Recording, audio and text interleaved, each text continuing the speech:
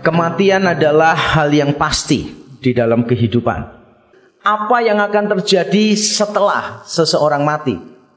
Paulus tidak hanya mengatakan bahwa Kristus itu sungguh-sungguh bangkit, tapi dia mengatakan Kristus itu adalah yang sulung dari antara orang-orang yang telah meninggal. Paulus bukan sedang mengatakan bahwa Kristus ini yang pertama bangkit, lalu yang lain akan mengikuti dia bangkit. Bukan.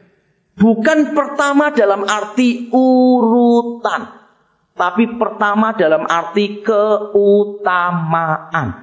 Yang pertama, coba saudara pikirkan, secara kronologis, apakah Kristus orang pertama yang dibangkitkan? Tidak.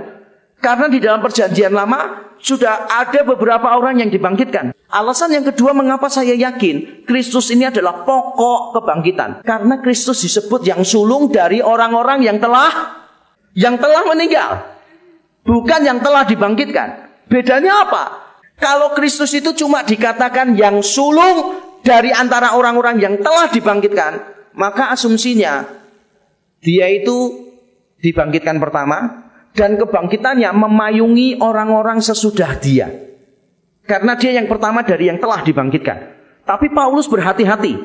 Kristus bukan yang pertama dari antara orang yang telah dibangkitkan, tapi dari orang-orang yang telah mati. Dengan kata lain, kebangkitan Kristus memayungi orang-orang percaya, orang-orang benar dari zaman Adam sampai zaman Kristus. Memayungi orang-orang benar dari zaman Kristus sampai nanti dia datang kembali yang kedua. Semua orang yang mati itu diwakili oleh Kristus.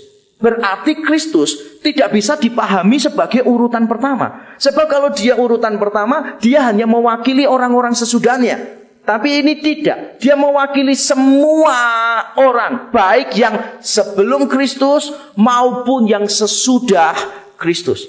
Mengapa harus Kristus? Lazarus, pemuda Nain, anak janda Sarfat bangkit.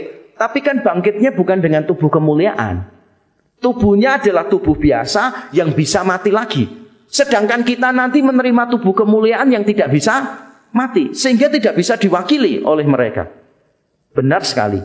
Tapi bukan itu yang dibahas Paulus di 1 Korintus 15. Paulus menjawabnya dengan cara yang berbeda. Jawabannya karena Kristus bangkit bukan hanya secara individu, tetapi dia bangkit sebagai perwakilan. Kristus adalah kepala perjanjian, sama seperti Adam dahulu juga kepala perjanjian. Apa yang terjadi pada Adam mempengaruhi semua umat manusia. Apa yang terjadi pada Kristus mempengaruhi orang-orang yang diwakili oleh Kristus.